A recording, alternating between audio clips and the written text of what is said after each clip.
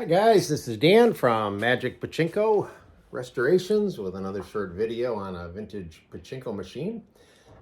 This is on a Sunday, so I've dressed up. You all know my other gray sweatshirt is kind of raggedy, but it's what keeps me warm in the garage. Okay, so this is a 1972 Nishijin Model A Pachinko machine. We did a full restoration on it. And this is the old artwork, the old play field. Not a lot of water damage on it, but just almost no color left at all when you compare it to what it should have, well, what it did look like many years ago. So let me open this up and bring you in so you can see a good look at it. I really like this center attraction. In fact, give me 2 seconds here. I want to plug the machine back in. And you'll see the center attraction light up. It's very nice. Okay, so there's the center attraction lit up. It's a castle, and you can put a ball down in here. It'll open this tulip. Ball down in here opens this tulip. Ball straight through opens this tulip. And you have the two pay pockets down at the bottom. This is the ball out light, which is currently lit. This is the typical Model A ball handler and things like that. Okay, so we got it all nice and cleaned up. This one was actually in pretty decent shape, cleanliness wise. I mean, we didn't work too hard on cleaning it up, just getting dirt and stuff out of it. New plexiglass, cleaned up the frame, so on and so forth. I had someone question me the other day about this wood. This is red mahogany. It was very plentiful in Japan back in the 70s. It's absolutely gorgeous wood, and when you typically look at a Pachinko machine, it's very dirty, it's drab, it doesn't look good, but you have to keep in mind it's 50 years of just absorbing dirt and whatever. And the person that asked me the question also was concerned with the nicotine that it had absorbed, which I'm sure is a legitimate concern for some folks.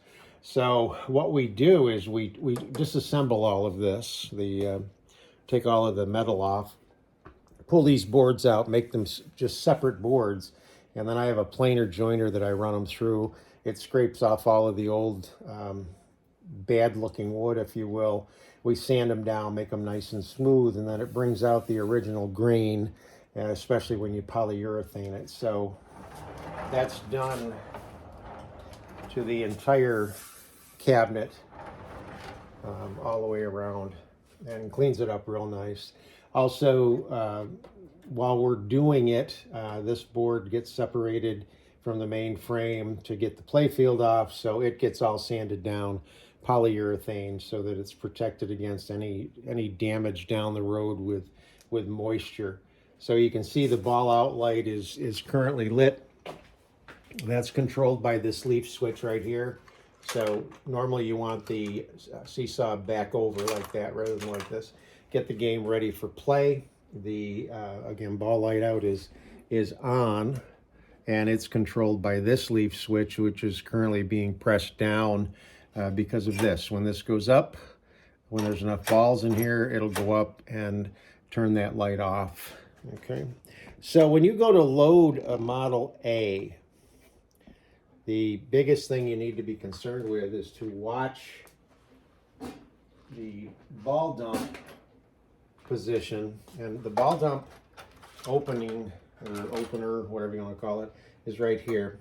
So you have, excuse me, you have a shut and an open setting on this, and you want to make sure this is pushed up so that it's in line with the shut. And what that does is it puts the two brass fingers down in the way of the jackpot, so it won't let the balls roll out that end of the jackpot. When you push this down into the open position, it lifts those fingers up, and it allows, this is hard to do, I hope you're seeing what I want you to see, allows the balls to go all the way down, and they'll empty right here in this chute down here. So if you do a ball dump, you do need something here to catch the balls. Under normal play, you don't, because the balls will stay inside of the machine. The losing balls, this is the drain hole right here, and the losing balls come right back into the tray that supplies the jackpot. That's why they call it a recycler, obviously, because it recycles the balls. So with this in the shut position, your seesaw tipped back, you're ready to load the machine. I'll take a handful of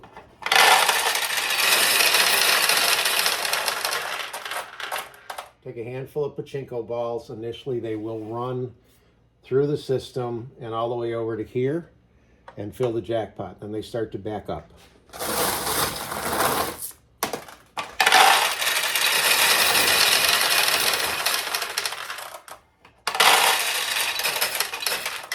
Once with the sensors meaning they're mechanical, they're not electrical, but the sensors down here, when they're in the right position, the machine knows there's enough balls to feed the jackpot chamber, and it will stop the flow of balls from the upper hopper. Notice right now the ball light is still on, but we're almost there. So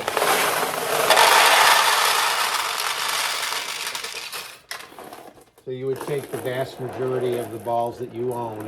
If you get 500 balls from me, you want to put 475 of them right in the upper hopper. You can let a few more flow, or even dump some right in here. It's not going to hurt anything. But right now, plenty of balls here. Light is out. Seesaw is tipped back. You don't want it tipped forward. You want it tipped back. Get in there. Like that, okay? Tip it back, and now the machine is ready to play.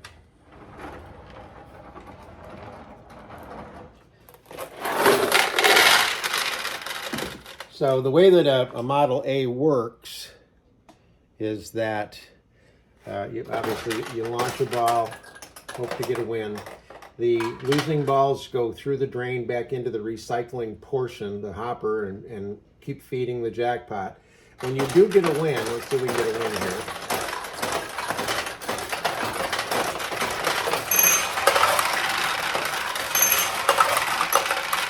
Okay, we got a couple of wins.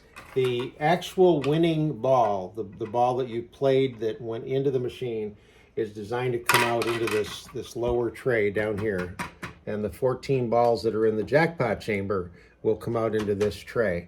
If this tray starts to overflow, get too full, you just push back on this. Usually what you got to do is push back and get them going.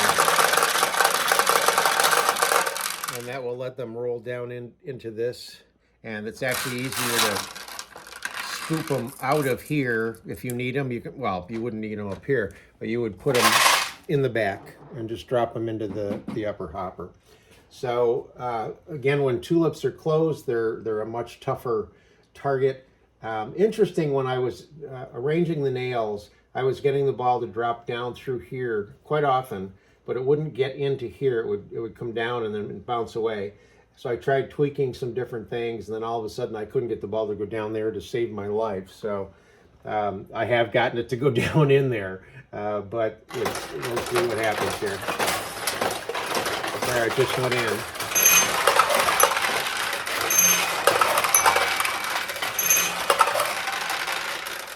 So we've got some winners. I'll show you this real quick. When you do go down this side of the castle, it will open this tulip. That noise you just heard is more balls from the hopper going into the middle hopper. In other words, the machine said, hey, I need some more balls for the middle hopper. When it goes in on this side of the castle, it will open this. And if you drop it right down through the middle, it'll open the middle tulip. So now that the tulips are open, we should get some wins here. So let's see what we can do.